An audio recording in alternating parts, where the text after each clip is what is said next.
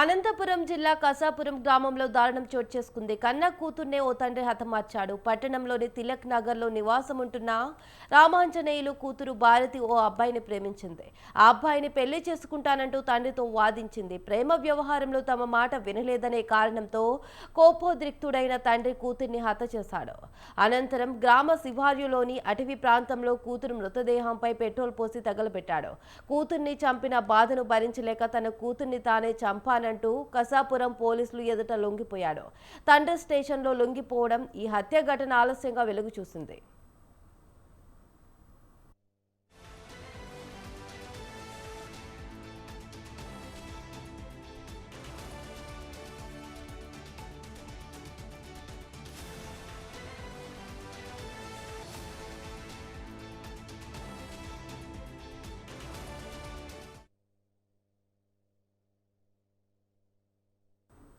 అనంతపురం జిల్లా కసాపురం గ్రామంలో దారుణం చోటు చేసుకుంది. కన్న కూతుర్నే ఓ తండ్రి హతమార్చాడు. పట్టణంలోని తిలక్ నగర్ లో నివాసం ఉంటున్న రామాంజనేయులు కూతురు భారతి ఓ అబ్బాయిని ప్రేమించింది.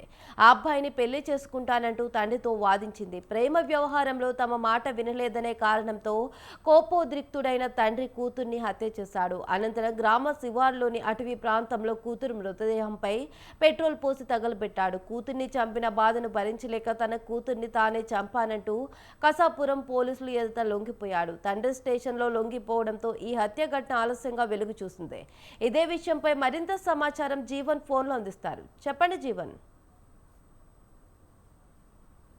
గుంతకల్లు నియోజకవర్గంలో కరువు హత్య ఘటన కలకలం చేస్తోంది. గుంతకల్లు పట్టణంలో నివాసిస్తున్నటువంటి తిలక్ నగర్ లో నివాసిస్తున్నటువంటి రామాంజనేయులు అనే వ్యక్తి తన కుమార్తె భారతి ఓ అబ్బాయిని కొన్నేళ్లుగా ప్రేమిస్తుంది.